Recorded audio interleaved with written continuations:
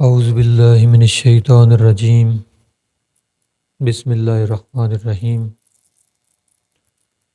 پچھلی ویڈیو میں نے بات کی تھی، ہمارا ٹاپک چل رہا تھا آدمی، انسان، مسلمان اور مومن۔ تو پچھلی ویڈیو میں ہم نے آدمی اور انسان پہ کچھ بات کی، اور اس ویڈیو میں کوشش کریں گے کہ مسلمان پہ تھوڑی بات کریں۔ مسلمان کون ہے؟ تو اس حوالے سے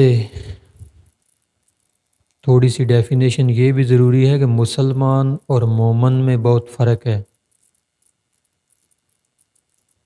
قرآن مقدس میں ہے قالت الاعراب آمنا، کہ کچھ عرابی آئے رسالت مآب صلی اللہ علیہ وآلہ وسلم کے پاس، تو انہوں نے کہا کہ یا رسول اللہ ہم ایمان لے آئے، ہم مومن ہو گئے ہیں۔ قالت الاعراب آمنا، کہ کچھ عرابی آئے اور انہوں نے کہا کہ ہم ایمان لے آئے ہیں، ہم مومن ہو گئے ہیں۔ تو اللہ نے فرمایا کل لم تؤمنوا ولکن قولوا اسلمنا ولما يدخل الایمان فی قلوبکم، کل لم تؤمنوا، اے محبوب ان سے کہہ دیجئے کہ ابھی آپ ایمان نہیں لائے، ولیکن قولوا اسلمنا، بلکہ اس طرح کہو کہ ہم مسلمان ہو گئے ہیں، ہم اسلام لے آئے ہیں۔ ولما یدخل الایمان فی قلوبکم، ایمان تو ابھی تمہارے دلوں میں داخل بھی نہیں ہوا۔ یعنی مومن کا درجہ بہت بلند ہے اور بہت آگے ہے۔ وہ علامہ اقبال علیہ رحمہ فرماتے ہیں کہ ہر نے کہہ بھی دیا لا الہ تو کیا حاصل، دل و نگاہ مسلمان نہیں تو کچھ بھی نہیں۔ کہ حالی لا الہ کہہ دینے سے بندہ مومن تو دور کی بات مسلمان بھی نہیں ہو سکتا، بہت آگے کا درجہ ہے پوری مسلمانیت۔ اور اس کے بعد مومنیت کیا ہے، مومن کیسا ہوتا ہے؟ تو سادہ سی ایک بات ہے حدیث کے حوالے سے کہ المسلم من سلم المسلمون من لسانہ و یدہ، مسلمان وہ ہے جس کے ہاتھ اور زبان سے دوسرے مسلمان محفوظ رہیں۔ یہ ایک سادہ سی تعریف ہے۔ تو آج اپنے معاشرے میں دیکھیں کہ ہمارے ہاتھ اور ہماری زبان سے کیا مسلمان محفوظ ہیں؟ پھر تو ہم ایک مسلمان ہونے کا دعویٰ کر سکتے ہیں۔ یعنی نہ ہماری زبان سے، یعنی ہمارے قول سے کسی کو اذیت نہ پہنچے، اور نہ ہی ہمارے ہاتھ سے کسی دوسرے مسلمان کے ہاتھ کو اذیت پہنچے، کسی دوسرے مسلمان کی ذات کو ہمارے ہاتھ سے اذیت نہ پہنچے، اور نہ ہی ہمارے قول سے کسی دوسرے مسلمان کو تکلیف پہنچے۔ تو یہ ایک مسلمانیت کا درجہ ہے، پھر آپ اپنے آپ کو مسلمان کہہ سکتے ہیں۔ میرا ایک دوست ہے، کافی عرصہ ہوا اس سے ملاقات ہوئی، تو وہ جماعت کے ساتھ چلتا ہے، تبلیغی جماعت کے ساتھ۔ تو اس نے ایک واقعہ مجھے سنایا، اس نے کہا کہ ہم افریقہ کے کسی کنٹری میں چلے گئے دعوت تبلیغ کے لیے۔ اس نے کہا کہ میں چونکہ تھوڑا پڑھا لکھا تھا، میں انگلش بھی جانتا تھا، تو مجھے جو ہے اس قافلے کا امیر مقرر کیا گیا۔ ہم یہاں سے کچھ دوستوں کے ساتھ ہم نے اپنا سامان وغیرہ باندھا، ہم سفر کا آغاز کیا۔ جب ہم وہاں پہنچے، ایک مسجد میں ہم نے جو ہے وہ پڑاؤ ڈالا، پہلے ہی دن صبح جب ہم اٹھے اور دعوت تبلیغ کے لیے بازار کا رخ کیا تو ایک مسلمان نوجوان ہمیں ملا، ہمیں دیکھ کے بہت خوش ہوا، ہماری اس سے سلام دعا ہوئی، وہ بھی مسلمان تھا۔ تو اس نے ہمیں کافی آفر کی کہ آئیں بیٹھ کے اکٹھے کافی پیتے ہیں۔ میں نے کہا چلو، میں اس کی زبان کو سمجھ سکتا تھا، وہ بھی سمپل انگلش میں بات کر رہا تھا۔ تو ہم سب دوست بیٹھ گئے، ادھر کافی آ گئی، کافی پینے لگے تو اس نے جو ہے وہ اتفاقاً ہم سے گفتگو کا آغاز کیا۔ اس نے کہا آپ کس سلسلے میں آئے ہیں؟ تو ہم نے بتایا کہ ہم دین اسلام کی تبلیغ کے سلسلے میں یہاں آئے ہیں۔ اس نے کہا کہ میں آپ سے کچھ سوالات کرنا چاہتا ہوں۔ میں نے کہا کریں حضور، آپ سوال جو بھی آپ نے سوال کرنا ہے۔ تو اس نے مجھ سے پہلا سوال کیا، اس نے کہا کہ میں جس ملک میں رہ رہا ہوں، جس ملک میں آپ تبلیغ کے لیے آئے ہیں، یہاں پہ تقریباً 80% لوگ جو ہیں وہ غیر مسلم ہیں، عیسائی ہیں، یہودی ہیں، مختلف مذاہب سے تعلق رکھتے ہیں، تو 20% ہم یہاں پہ مسلمان ہیں۔ تو الحمدللہ ہر سال ہزاروں نئے لوگ جو ہیں وہ مسلمان ہوتے ہیں۔ تو جس ملک سے آپ لوگ آئے ہیں وہاں ہم سے زیادہ مساجد بھی ہیں، ہمارے تو ادھر دور دور مساجد ملتی ہیں کیونکہ مسلمانوں کی آبادی کم ہے، دینی مدرسے بھی اسی طرح بہت کم ہیں۔ تو آپ کے تقریباً گلی محلے میں مسجد ہے، گلی محلے میں آپ کو عالم دین میسر ہے، گلی محلے میں آپ کے مدرسہ ہے۔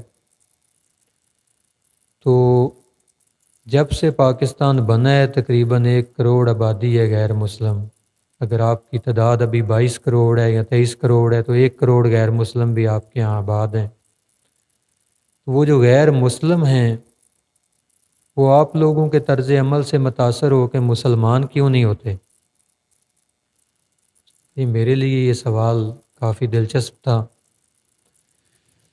لیکن میں نے اسے روایتی سا جواب دیا جو یہ جواب ہم یہاں پہ دیتے ہیں۔ میں نے کہا کہ ہمارے یہاں جو غیر مسلم ہیں وہ ہماری فرقہ وریت کی وجہ سے مسلمان نہیں ہوتے، کیونکہ ہم لاشعوری طور پہ دوسرے تمام جو ہمارے مکاتب فکر ہوتے ہیں، جو فرقے ہیں ہمارے یہاں، ہم ایک دوسرے کو طعن و تشنید کرتے ہیں، مشرک، بدعتی اور کافر اس طرح کے القابات سے جو ہے مخاطب کرتے ہیں۔ تو نیا مسلمان ہونے والا بندہ جو ہے وہ تھوڑا سوچتا ہے کہ میں کس فرقے میں مسلمان ہو جاؤں پھر میں ایک صحیح مسلمان ہوں گا۔ کہتا ہے یہ جواب سن کے وہ مسکرایا۔ اس نے کہا میں آپ کے جواب سے متفق بھی نہیں ہوں اور مطمئن بھی نہیں ہوں۔ اس نے کہا جو ادھر 1 کروڑ آبادی غیر مسلم ہے، کیا وہ تمہاری مسجدوں میں جاتے ہیں؟ میں نے کہا نہیں جاتے۔ اس نے کہا وہ تمہارے مدرسوں میں جاتے ہیں؟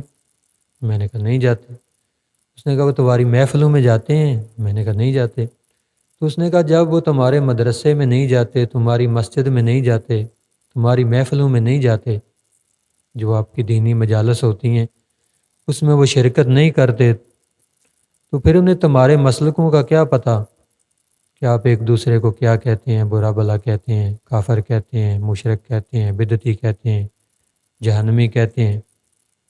جب وہ تمہارے بیسک جو ہے وہ تمہارے جو طور طریقے ہیں یا مساجد میں آپ کی جو گیدرنگ ہوتی ہے جس میں آپ ایک دوسرے کو برا بھلا کہتے ہیں، جب وہ وہاں جاتے ہی نہیں تو وہ کس طرح جانتے ہیں کہ ہم آپ کے فرقوں کو، وہ کس طرح جانتے ہیں کہ آپ دوسرے کو ایک دوسرے کو کیا کہتے ہیں کیا نہیں کہتے؟ کہتا ہے میں لاجواب ہو گیا۔ اس نے کہا اس کا جواب میں آپ کو دیتا ہوں کہ کیا وجہ ہے کہ وہ جو تھوڑے سے لوگ آپ کے ہاں غیر مسلم ہیں وہ مسلمان کیوں نہیں ہوتے؟ اس نے کہا اس کی بنیادی وجہ یہ ہے کہ تمہارا جو تاجر ہے وہ بے ایمان ہے، تمہارا تاجر جو ہے وہ ٹھیک نہیں ہے، وہ بے ایمان ہے، وہ دو نمبری کرتا ہے، وہ ملاوٹ کرتا ہے، اس کی وجہ سے وہ لوگ مسلمان نہیں ہوتے۔ کہتے میں اب اس کے جواب پہ تھوڑا حیران ہوا، میں نے کہا کہ یہ آپ تھوڑا مجھے سمجھائیں کہ ایسا کس طرح ہو سکتا ہے؟ بے شک ہمارے ہاں ناپ تول میں کمی ہے، چیزوں میں ملاوٹ ہے، تو وہ لوگ ان چیزوں کو بنیاد بنا کے مسلمان کیوں نہیں ہو رہے؟ اس نے کہ اس کی وجہ ہے کہ وہ تمہاری مسجد میں نہیں جاتے، وہ تمہارے بازار میں تو جاتے ہیں، تو جب تمہارے بازار میں جاتے ہیں تو وہ دیکھتے ہیں کہ ہر بندہ دکھا اور رہا ہے، بیچ اور رہا ہے، ہر بندہ بازار میں ملاوٹ زدہ چیزیں بیچ رہا ہے، وہ چیزیں تو وہاں سے خریدتے ہیں، وہ دیکھتے ہیں دودھ والا دودھ میں پانی ڈال رہا ہے،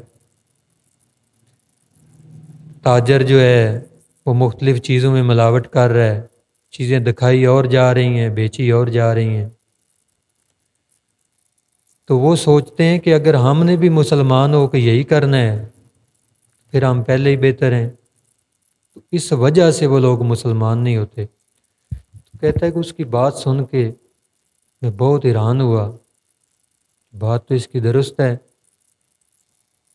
جب وہ لوگ غیر مسلم ہمارے بازاروں میں جاتے ہوں گے تو وہ کیا سوچتے ہوں گے؟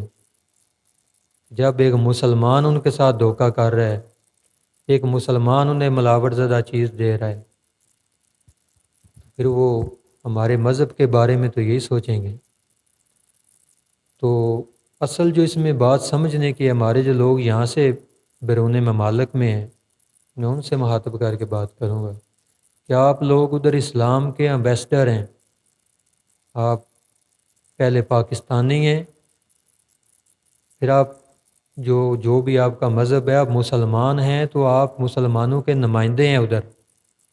ہم نے دیکھا ہے کہ ادھر ہمارے لوگ ان کے ساتھ دو نمبری کرتے ہیں، ان کے ساتھ معاملات میں جو ہے وہ دھوکہ دہی کرتے ہیں، اکثر ان لوگوں سے یہ لوگ مفاد لے کر، اور پھر سم ٹائم آپ نے دیکھا ہوگا لوگ جو ہیں وہ ادھر شادیاں کرتے ہیں، پہلے تو شادی کر لیتے ہیں جی، وہ یہ پلی لے لیتے ہیں کہ اللہ کے رسول نے اجازت دی ہوئی ہے اہل کتاب کے ساتھ شادی ہو سکتی ہے۔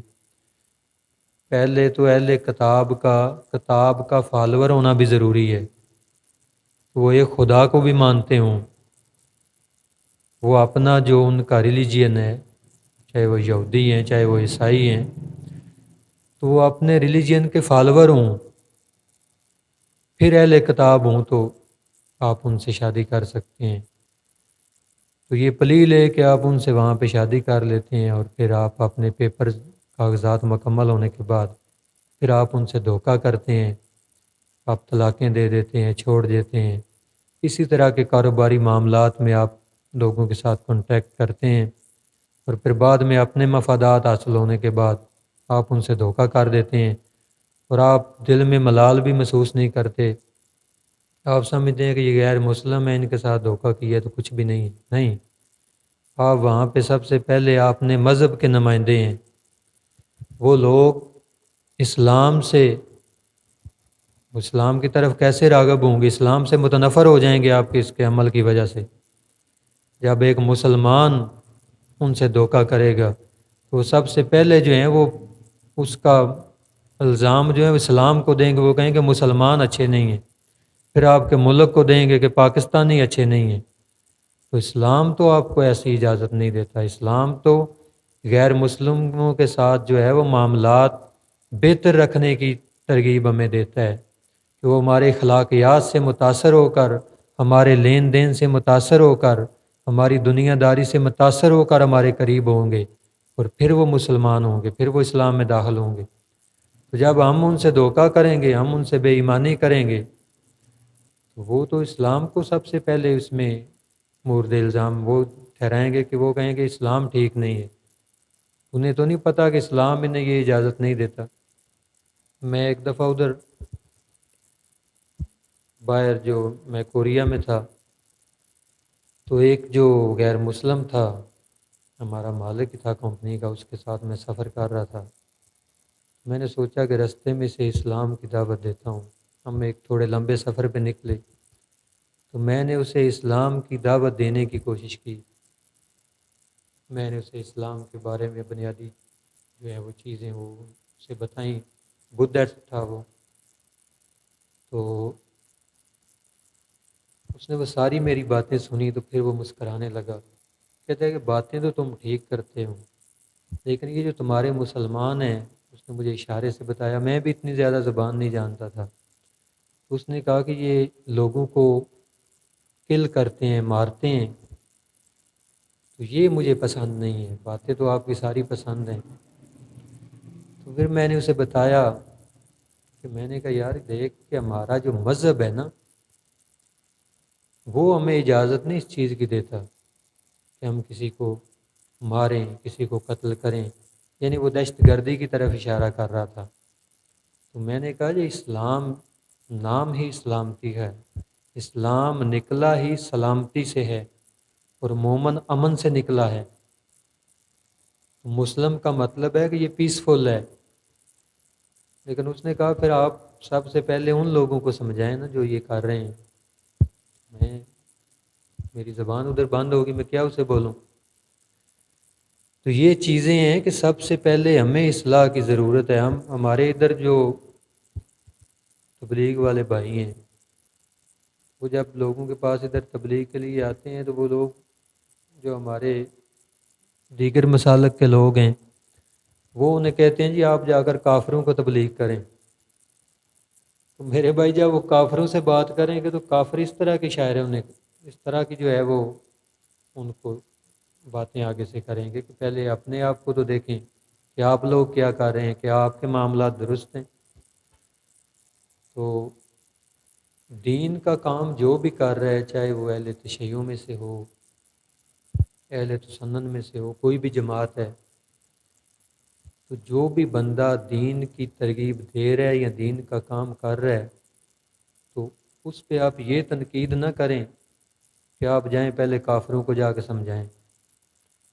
تو پہلے ہمیں سمجھانے کی زیادہ ضرورت ہے، کیونکہ وہ کافر جب ہماری جگہوں میں آتے ہیں، ہمارے بازاروں میں آتے ہیں، تو ہم سے وہ کیا سیکھیں گے؟ وہ تو ہم سے بے ایمانی سیکھ کر جائیں گے۔ تو پھر وہ ہمیں کہیں گے کہ آپ لوگ تو وعدہ خلاف ہو، آپ لوگ چور ہو، آپ لوگ کرپٹ ہو، آپ کے حکمران اس طرح کے ہیں، آپ کے لوگ اس طرح کے ہیں، اس طرح سے کرتے ہیں، اس طرح سے کرتے ہیں۔ تو وہ پھر اس طرح ہم ان کی اصلاح نہیں کر سکتے۔ تو ہمیں سب سے پہلے اپنی اصلاح کی بہت زیادہ ضرورت ہے۔ بینگ اے مسلم، ہم اپنے ہاتھ اپنی زبان سے دوسرے کو نقصان نہ پہنچائیں۔ ہم بازار میں کوئی چیز فروخت کر رہے ہیں، اس کا لین دین ٹھیک کریں۔ میں پچھلے ہی دنوں میرے گھر والے بھی ساتھ تھے، تو میں نکلا، تو ہم نے وہ رستے سے نا ریڑھی سے پھل لینے تھے، کہیں جا رہے تھے۔ تو ہمارے رواج ہے، آپ لوگوں کو پتہ ہے کہ جدھر بھی جائیں کوئی نہ کوئی چیز لے کر جاتے ہیں۔ تو پہلے تو ہم نے ایک وہ ٹھیلے والے کے پاس بریک لگائی، میں گیا تو سردیوں کا غالباً موسم تھا، تو میں نے کینو دیکھے، بڑے مجھے پیارے لگے۔ میں نے اس سے پوچھا کہ کینو کس طرح دے رہے ہو؟ اس نے کہا 250 درجن دے رہا ہوں۔ تو اچانک ہی میری جو ہے وہ نظر اس کی وہ ریٹ لسٹ پہ پڑی۔ جب میں نے ادھر سے ریٹ چیک کیا تو ادھر تقریباً 200 درجن جو ہے اول کا ریٹ تھا۔ میں نے کہا پوچھا یار ادھر 200 اول جو کینو ہے اس کا ریٹ ہے، تم 250 دے رہے ہو؟ وہ تھوڑا سیکھ پاؤں ہو گیا، اس نے کہا جی 200 میں تو ہمیں منڈی سے بھی نہیں ملتے۔ بحث مباحثے کے بعد میں نے اس سے کچھ مالٹے جو مجھے ضرورت تھی میں نے لے لیے، آگے نکلا۔ آگے ایک شخص بارش، اتنی اتنی اس کی ماشاءاللہ داڑھی، ہاتھ میں تسبیح، سر پہ ٹوپی، تو امرود لگا کے بیٹھا ہوا تھا ادھر، امرود کی ریڑھی۔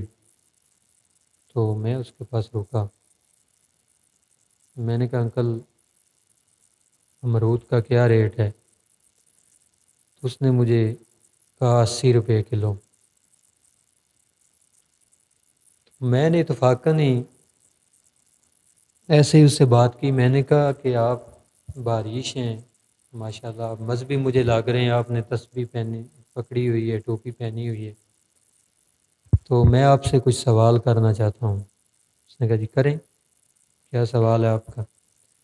میں نے کہا یہ جو آپ نے یہ جو امرود ہیں یہ جس طرف سے پبلک کو دکھتے ہیں ادھر آپ نے صاف امرود اس طرح بالکل تہہ لگائی ہوئی ہے، اور جو پیچھے ہیں یہ خراب کچرا آپ نے جمع کیا ہوا ہے، اور جب ڈالنے آپ لگتے ہیں تو ادھر سے ڈالتے ہیں۔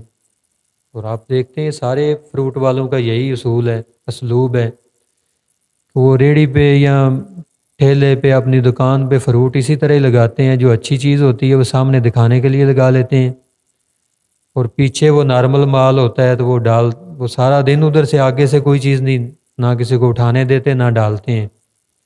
جب قیمت آپ اپنی مرضی کی لے رہے ہیں تو گاہک کو رائٹ دینا چاہیے کہ وہ جہاں سے مرضی ہو ڈالے چیز، لیکن نہ تو وہ خود ڈالنے دیتے ہیں اور نہ ہی وہ آگے جو اچھی چیز ہوتی ہے وہ ڈالتے ہیں۔ اور اسی طرح پیچھے پیک کرنے والے بھی ہیں کہ فروٹ کی جو آپ سیب کی پیٹی لے آئیں خرید کے، تو پیٹی کی جو سامنے پہلے والی تہہ ہوگی وہ کمال کا سیب ہوگا، اور پھر جیسے جیسے آپ نیچے چلے جائیں گے پھر بیڑے گرک ہوگا ان کا، جتنا خراب مال ہے وہ نیچے ڈالا ہوگا اور اوپر اچھا مال ڈال کے۔ تو یہ بھی ایک دھوکہ ہے، آپ پبلک کو دھوکہ دے رہے ہیں۔ تو میں نے پھر انہیں پوچھا کہ آپ بارش ہیں ماشاءاللہ، آپ مذہبی ہیں، تسبیح آپ نے پکڑی ہوئی ہے، چہرے پہ سنت سجائی ہوئی ہے، آپ نے یہ جو مال لگایا ہوا ہے اس کا انداز مجھے پسند نہیں آیا، کیا اسلام سے آپ اسے ڈیفینڈ کر سکتے ہیں؟ وہ مولانا صاحب بڑے سیخ پاؤں ہوئے۔ میں نے کہا میں نے تو پڑھا ہے کہ حضرت امام ابو حنیفہ رحمۃ اللہ علیہ اور امام احمد بن حنبل کا ایک واقعہ میں نے پڑھا ہے کہ امام احمد بن حنبل امام ابو حنیفہ علیہ رحمہ سے ایک حدیث کی سند لینے کے لیے گئے۔ جب کوفہ پہنچے تو امام ابو حنیفہ علیہ رحمہ باہر بکریاں چرا رہے تھے، تو امام احمد بن حنبل جب آپ کے قریب پہنچے تو امام ابو حنیفہ جو ہیں وہ ایک بکری کو پکڑ رہے تھے، اس طرح وہ جو ہمارا طریقہ ہوتا ہے کہ حالی اپنے وہ پہلو کی قمیض کی جولی بنا کر وہ جانور کی طرف چل رہے تھے کہ وہ جانور سمجھے گا کہ اس میں کوئی شہد وہ کھانے کے لیے آگے آئے گا تو پکڑ لیں گے۔ تو جب آپ نے یہ دیکھا امام احمد بن حنبل نے تو آپ وہیں سے واپس چلے آئے۔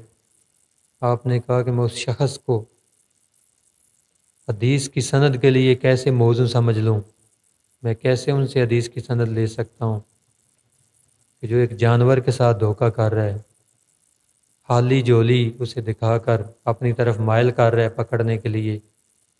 یعنی اتنی سختی ہے معاملات کے اندر، حالانکہ کوئی عیب نہیں ہے، جانور کو آپ نے پکڑنا ہے تو کسی ترغیب سے ہی پکڑیں گے نا، لیکن پھر بھی آپ نے حدیث کی سند لیے بغیر آپ واپس چلے آئے۔ تو اتنی احتیاط کرتے تھے ہمارے صلحاء ہیں، جو ہمارے اسلاف جو ہیں۔